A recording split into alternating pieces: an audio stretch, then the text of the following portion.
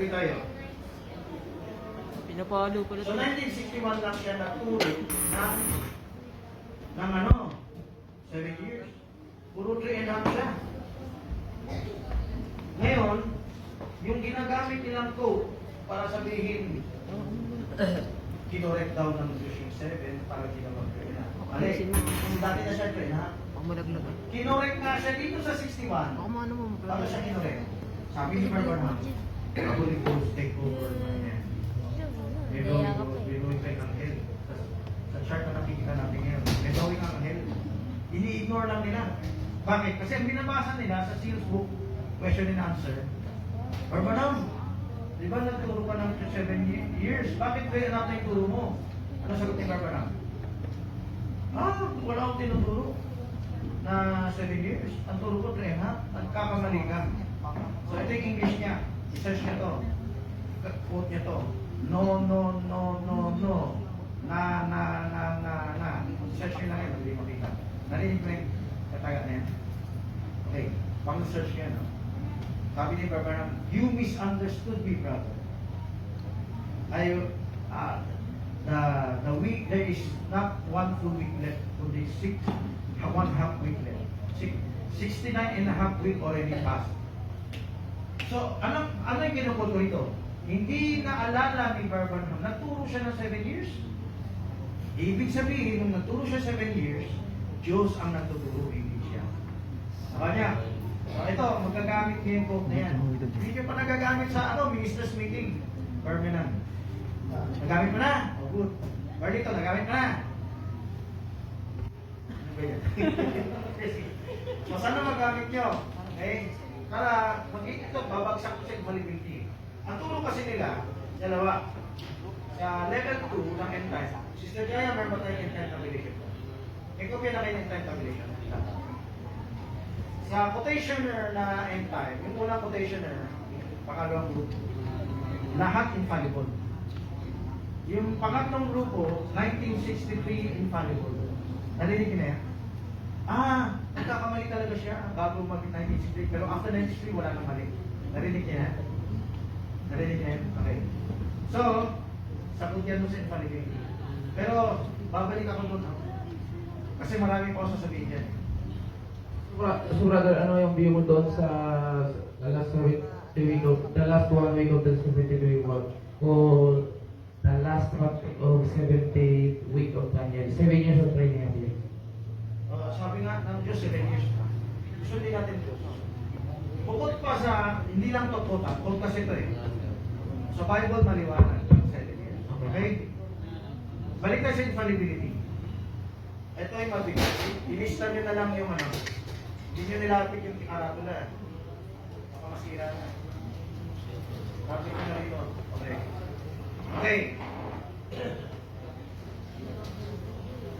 Ang dagdag, isulat nyo yung dagdag na paliwanag. Medyo mabigat. Parang upanak sa kanila by code. May code kasi ito.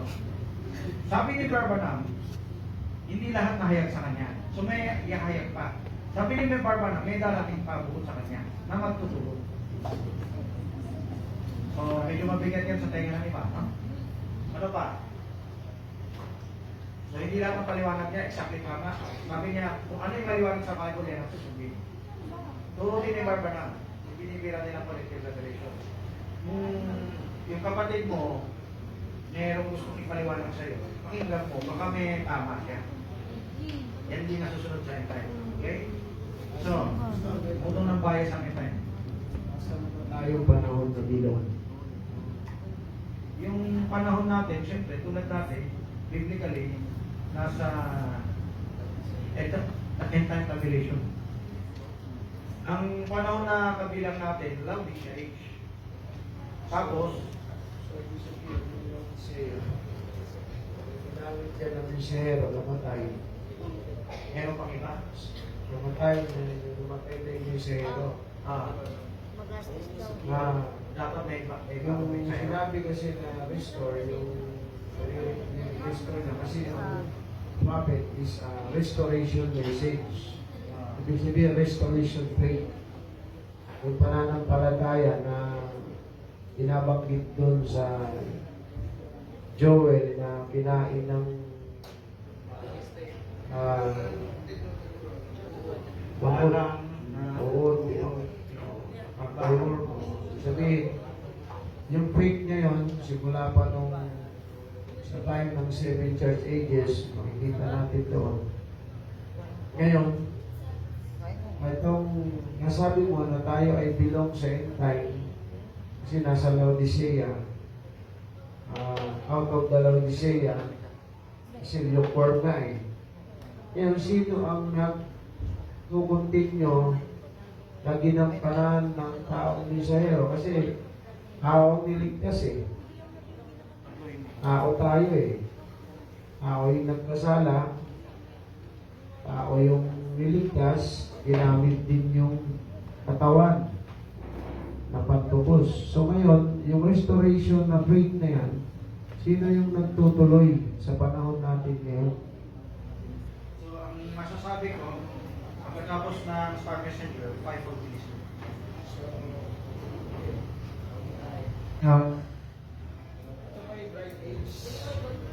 Pwede tawagin bright age, pero hindi ito dapat hiwalay sa Laodicea age.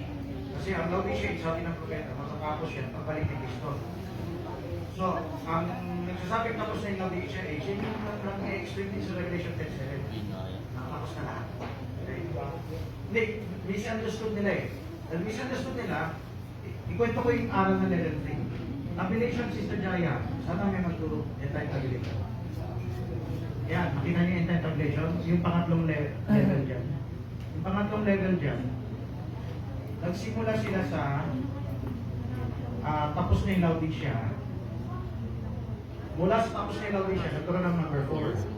Yung tapos na yung Laodicea, tapos na yung rapture. So, yan ang sasabi ko may nagturo ng ganyan. Ginagamit lang yung dating turo, stepping stone lang. So, kung mali ang stepping stone natin dito, at di kayo na ayos sa Bible, yung explanation dyan, magtatago siya dun sa pangatlong grupo na tapos na yung Laodicea. Pag tinuro mo tapos na yung Laodicea, may nagturo na rin na tapos na yung rapture. May grupo, pang-apat ng grupo na yan. May grupo, Ano yung time? Hindi Mark Alagos. Ano yung time believer ni Boy? And time. Kwento ko sa inyo, yung pangalawang grupo, yan ang quotationer. Yung pangatlong grupo, yan yung nagtuturo ng two souls. Ngayon, hindi na sila nagpapagamit ng term ng two souls. Pero may turo sila na tapos na yung Laodicea ng 1963. Mula sa kanila, lumabas si Don Parnell. Kilala yan, kilala niya. Si Don Parnell ang nagturo, mula sa tapos na yung Laodicea, tapos na rin ang rapture. Brother Francis, pwede mo tanong, ano ang view mo sa two souls? Shortcut na lang, no? Hindi ko na nilagay dito eh. Ano lang yan, may... Do you also believe in two souls? Kumbaga parang nagkakaroon ng Yung level 3, replacement. binibira tayo 1 and 2. Tayo lang ang 2 souls, sila hindi. Si Alan Ladera. Sila ang 2 souls. Kayo ang 2 souls, kami hindi. Kami ang 1 soul. So, dahil isasabing 1 soul sila, wala na silang holy nature. So, ang masasagot ko, yan ay depende sa paliwanag. Unawa ko sa mga puso. Kasi sinusupatan nila Ganito kasi, magiging conclusive ako po rin dyan. Categorical lang po, gusto mo makita yung sagot. The word two souls means individual po kasi sa amin. Kumbaga, ikaw, you have one soul, tapos siya, another soul. Kasi kagaya doon sa First Peter at saka Second Peter, tinutukoy kay Noah, ginamit yung word na soul. And sabi na ba natin ko lang po.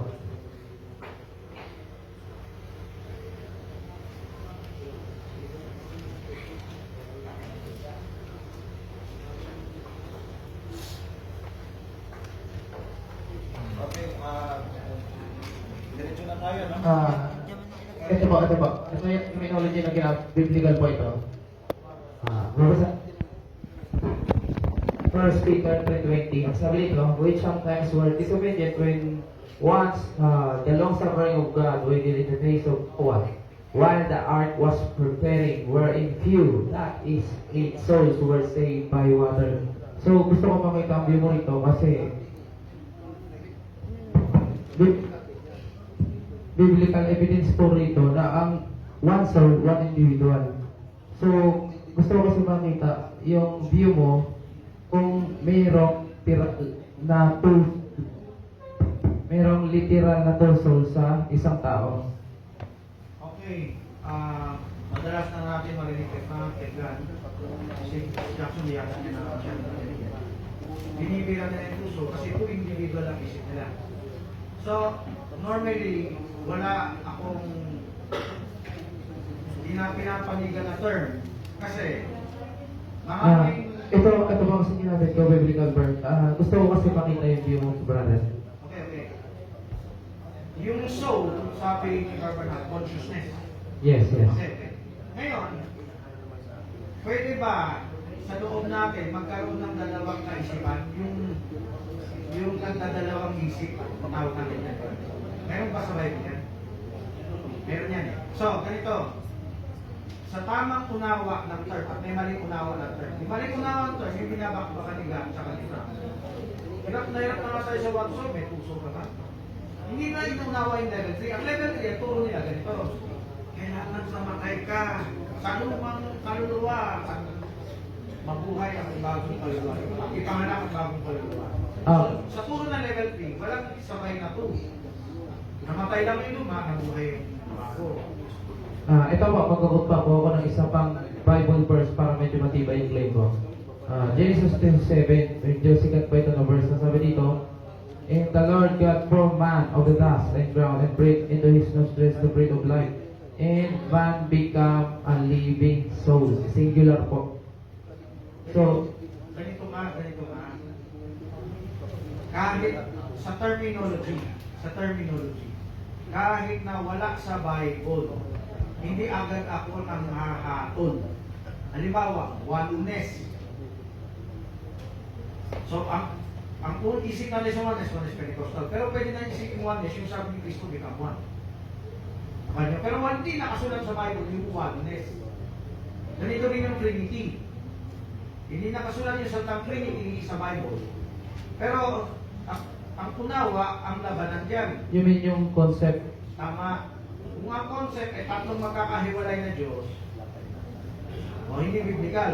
Pero kung ang Diyos ay nahayag sa tatlong paraan, biblical ba yan? Ano pa? Rapture. Okay? Yung rapture malawak. May rapture na masaya, may rapture na inagaw. Yung inagaw may iba-iba panahon pa. So, yung millennium, marami. So, pag gumamit tayo ng term na wala sa Bible, kailangan makuha natin yung line of thought ng tao. Yung level 3, hindi na nga gumagamit ng term two souls eh. Kasi may gumagamit na sa term two souls. Yung 1 and 2 na bumabakbak sa level 3. Ganon din yung 2 and 3, bumabakbak sa 1, two lords kayo, two lords. Naniwala ko, wala sa atin gumagamit na sa term two lords. Pero, basta tuloy-tuloy lang sila magbakbak yan. Si Father Oscar, tuloy-tuloy bakbak sa akin yan. Narinig ko lang yan eh. Narinig ko lang kay Bilibin eh. Pero hindi mo ko narinig sa akin yan. Yeah. Bakit mo ko huhusgahan? Yeah. Hindi ko sinabi. Yes, kaya gusto ko So maintindihan. ganito. Yung gumamit ng salitang tuso, inunawa ko sila. Si God tsaka si Frank, hindi na pinakinggan yung side nila.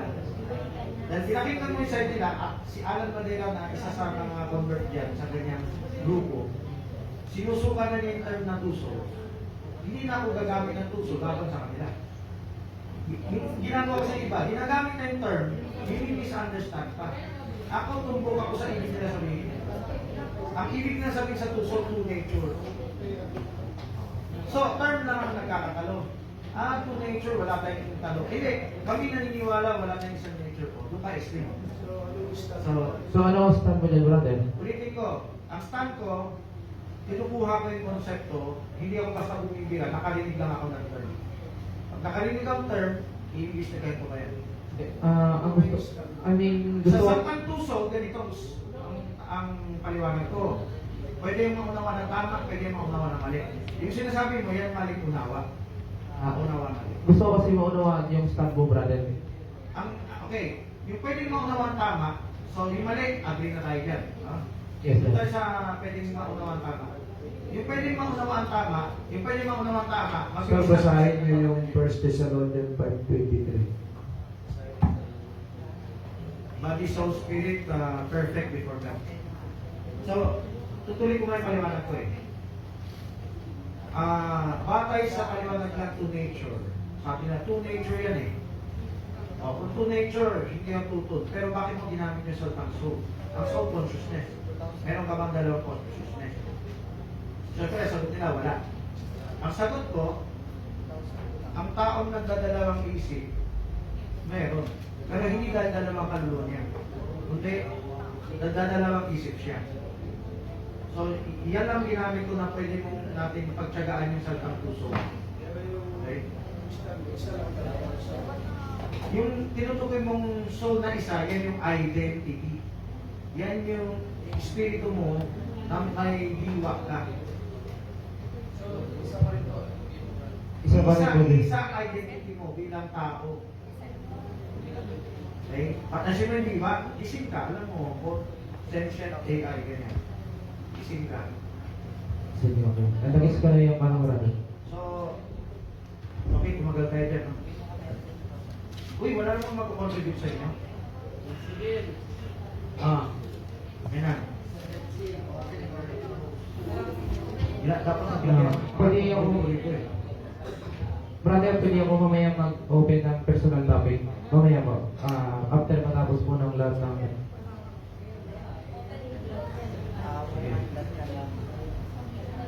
Seven C. Hindi yan masyado dito eh. Dito ko yun. Lalagay yung 7C.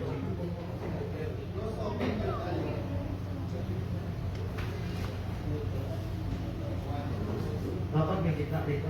Yung topic ng end time. Ano pa? Dali. Seven thunder. Medyo... Seven thunder. Dito rin yan. Tanong tayo. Transitory foolish virgins. Pupul sila na.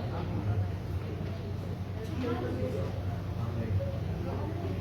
Doon sa nandiyan pa po kayo lahat? Lahat na kayo. Sa Revelation 10, yung 10:1 may mighty angel. Tapos, sa 10, 3 yata. Pakita niyo po. Tingnan niyo pong lahat. Verse 3. Nakita niyo po?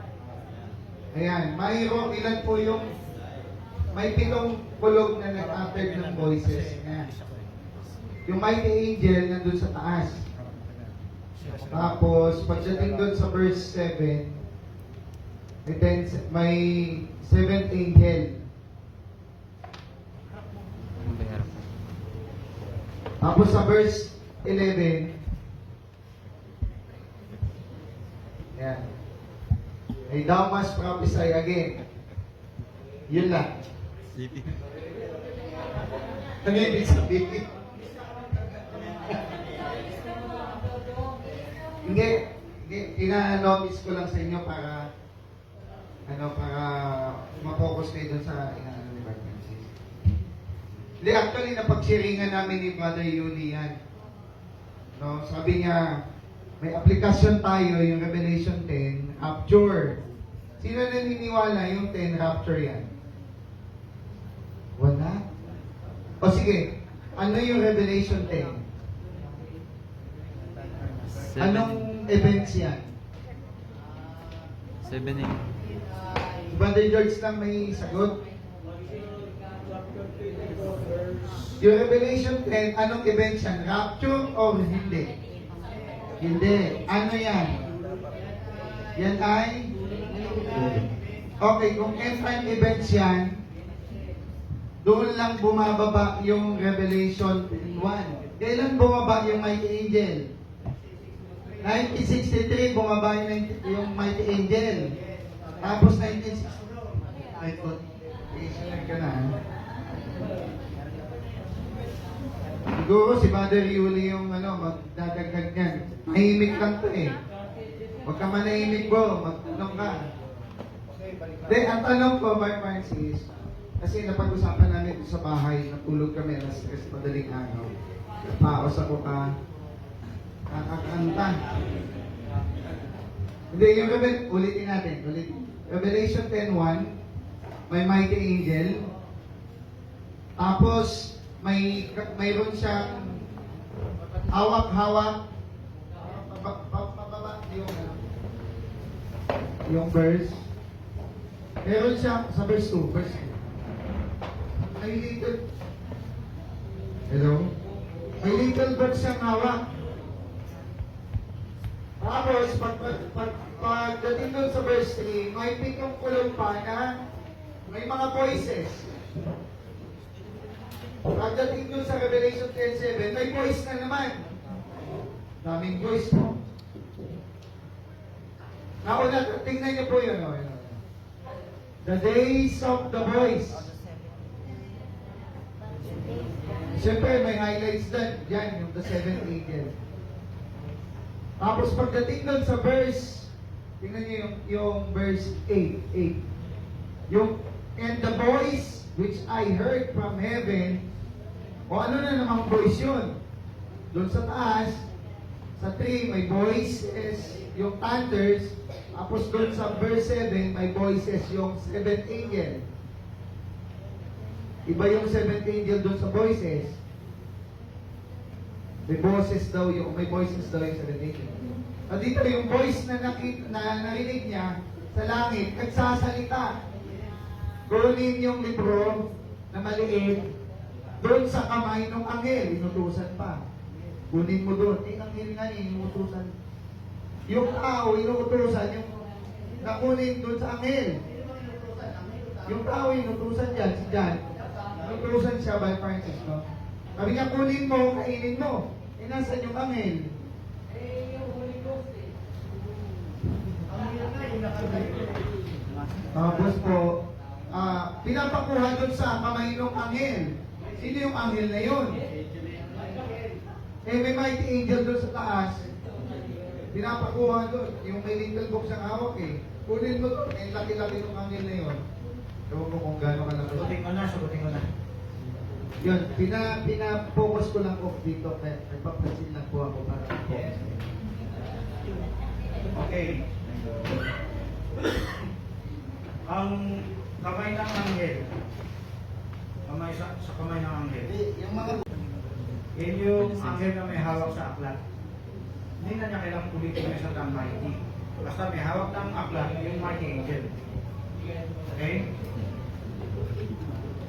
Yung tinig,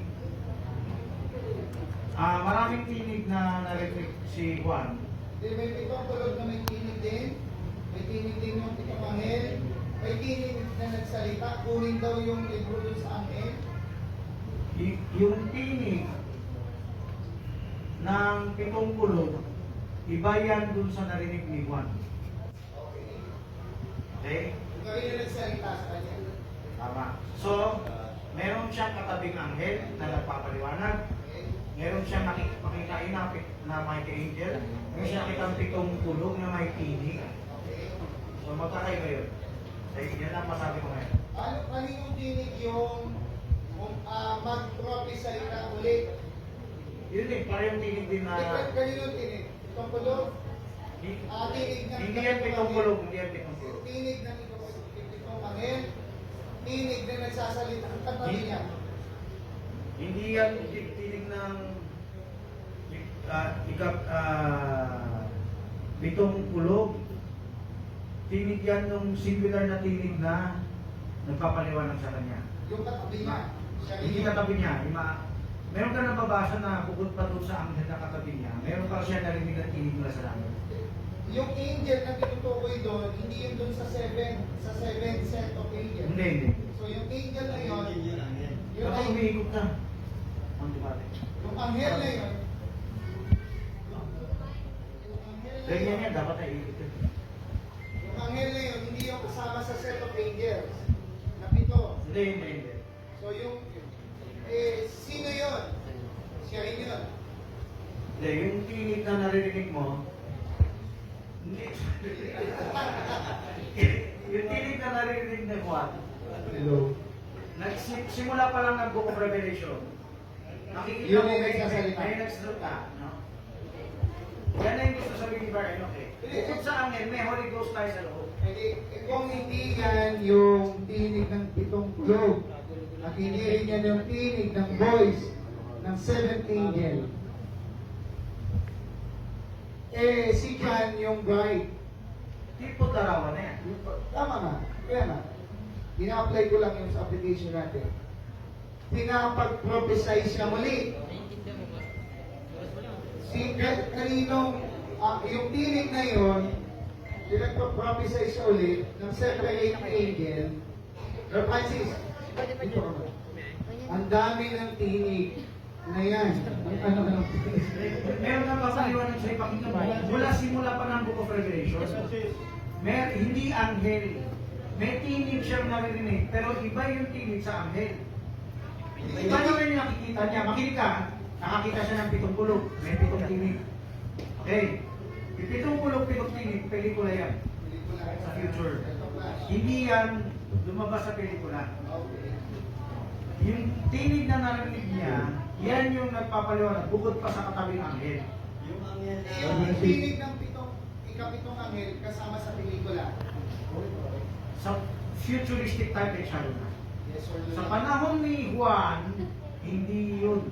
Minsan yun. Minsan yun. Very Francis. Minsan yun. I saw one of the 7. One of the seven. Pero hindi yan, yun, nagsasabing yan yung tinig. So yung tinig lang na yan, labas pa yun dun. Okay? Pwede Iba mo pa yun. In the book of Revelation, ang original na may tinig talaga ang Diyos. Oh. Tapos si Kristo naging tinig din si Kristo as Theophany. Theophany sa Kristo eh. Sa book of Revelation, ang original na may tinig ang Diyos. Tapos, pangalawa, na yung tinig ng Diyos dadaan kay Kristo. So, Theophany. Ang sunod ng Theophany, Christophany, si Mighty Angel. So, yung Mighty Angel, Christophany na yan. Voice pa rin yan. So, mas mababa pa sa Christophany, Angelophany. Tinig pa rin ng Diyos yan. So, yun ang book of Revelation. Kaya nga minsan, sa Revelation chapter 21, punta ko ng kamali, si Kristo mismo nagsasalita na sinabi niya, I am Almighty. Sino yun? Yun ang Diyos, pero nagsalita siya kay Kristo. So, yan yung difference. Dito pala sa Berean, meron akong dagdag na hubo. Brother Enoch sa Brother Roy, narinig mo na siguro yung hukom, no? Hindi na pag-release. Sige, release na ko lang sa mga neutral. Neutral siya, pero may kumukontra sa akin na dati ko kawan. Nagulungan lang ng 5 hektar, kinabasa na. So, training to sa pamilya. Pero nasa Bible ba to? Nasa Bible to. Okay? Next. Suggest. Hindi nasagot eh.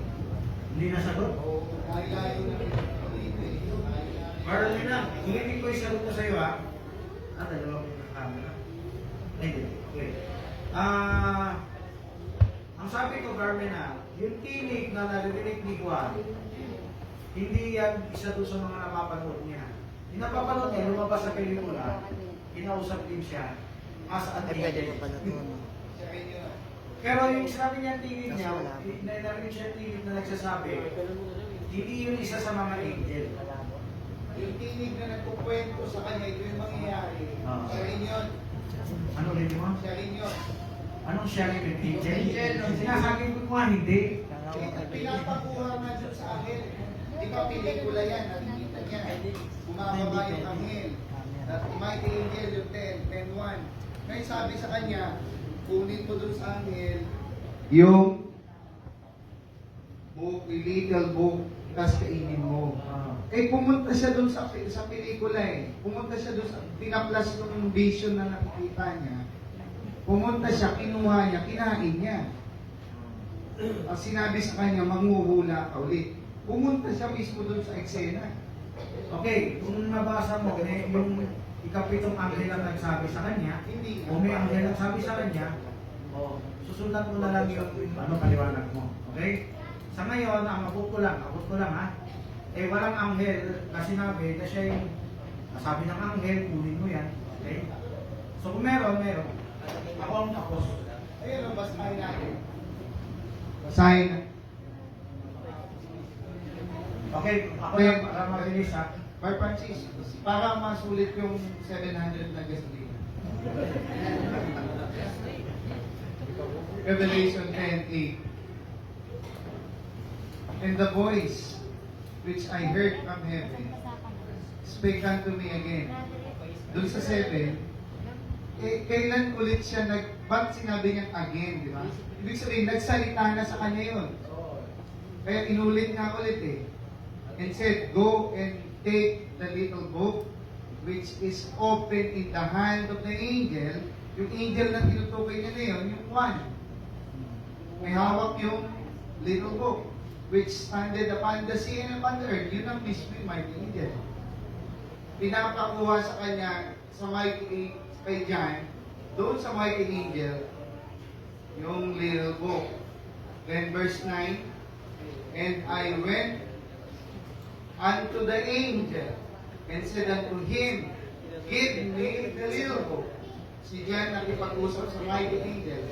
And he said unto me, take it and take it up, and it shall make thy belly bitter, but it shall be in thy mouth sweet as honey. Ngayon, nung nakuha na, nandun na siya sa eksena, I took the little book out of the angel's hand, inulit, dami mo, and ate it up, and it was sweet as honey, as soon as I eat it, my belly was bitter. And he said, yung nagsalita na yun, yung mighty angel, thou must prophesy again. Parang tama si Pastor Vic ang paliwanag kasi sa iyo. May nandun tinutukoy kong hindi isa doon sa nakita niya. Yung sabi niya, tinig mula sa langit. Yan ang tinutukoy ko. Hindi ako tutol dyan na itong kausap, itong nagsabi sa kanya, ito yung mighty angel. So, yung nagsabi sa kanya, kainin mo, matamis sa bibig, mapait sa tiyan, mighty angel. Nagsabi yung book from the angel's hand. Hindi yan yung nagkukwento sa kanya. Hindi nga yan yung tinig sa langit. So paliwanag ko, sinabi ko lahat ay tinig mula sa langit. Hindi. Meron nga lumabas mula sa pelikula para kausapin siya. So, pero iba yung tinig sa langit. Hindi ko pinag-iisa yung tinig sa langit kung saan lumabas sa pelikula. Okay? Ganun lang kasi. Okay, tuloy na tayo. Nakuha mo na ako, Barwin, ha? Hindi makakuha. Kukuha ko, hindi ko alam kung ano ibig mo sabihin ko. Ulitin ko, yung long term na yung tinig mula sa langit, ang ibig sabihin, yung tinig sa langit, hindi yan isa doon sa mga pitong anghel o doon sa mga angel. Hindi anghel na tawag ko doon eh. Tinig mula sa langit, yung sabi ko nga, si Carlo, may Diyos tayo, may Holy Spirit tayo. Ibig sabihin ng Diyos yun. Tama yung Diyos yun na labas doon sa mga Tama nga si Pastor Vic. Kaya nga, hindi naman tutulong sa kuliwanag niya eh. So, okay, tuloy na tayo. Saan magaganap yan kung hindi mo mas prophesy again? Uy, hindi ko ito bitingin dito. Nakaharap sa'yo. Siya. Saan po mangyayari yan? Saan magaganap? Hindi, chinecheck ko sa progressive. 10:11. Ano na? And he said unto me, Sige, dapat yan ha, sige. you must Hindi, video prophesy lang. again before many peoples and nations and tongues and kings. Wala Ang siyang sinabi kay Juan, Saan ang kaganap? Pastor, tanong ko, saan ka ang kaganapan yan? Ang Dito ba sa panahon natin? O Ngayon. Lahat ng fivefold na mga magal. O sige, tuloy na tayo. Kung nalimutan ko yung ibang konti. Ay, ito lang neutral. Yung location ng Eden. Ito lang pala yung gumagana ngayon. Satellite. Meron akong paksa dyan, no? I-download nila lang. Meron pa rito yung eastward. Bakit siya nakaharap sa east yung pintuan niya? Pastor, may tanong pa, isa. Sige, so patapusin ko na yung pagsulatan. Okay. Kopyarin niya yan para sa check niya. Yung fivefold ministry ba, meron din yung angel? Din po yung angel, yung makalakit siguro no, yung bantay. So sagutin ko na lang yan. Lahat ng tao, kasama na yung fivefold, may angel ng Diyos at angel ng demonyo. At yung mga fivefold ministry, sila Ba mismo yan? angel. Same ba yan dun sa nagsalita dun sa Revelation? Babang ako yung Baba daw, yung sa PowerPoint. kausap ni John sa Revelation 10:1. Same din ba yun na na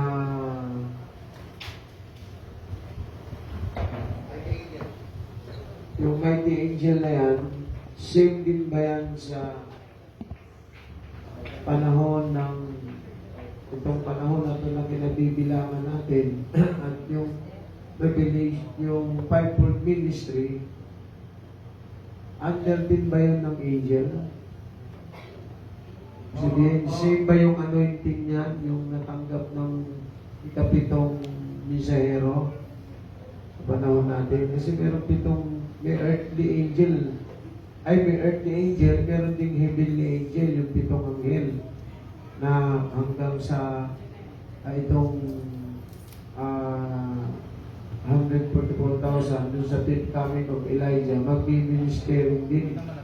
Tuloy pa rin yung ministering angel, yung pitong anghel na binabanggit. Yung pitong anghel ba, guided niya rin ba yung fivefold ministry? Bilong din ba doon? Pwede tayo, pero yung normally, yung 7 standards, yung 7 star messengers, at yung you must prophesy against the many nations, tongues and things. Yan ang fivefold. Yan ang five. Yung itong ministering angel na yun, nag-ministering pa rin ba yun sa fivefold? Maybe. So, meron nga tayong invisible angels na hindi na natin nakita. At yung mga tao mismo, angel yan.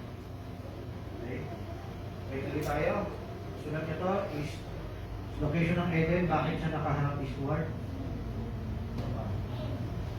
Yung ilog ng Eden.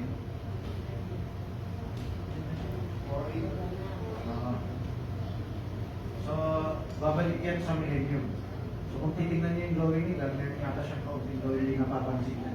Millennium nga, gaya.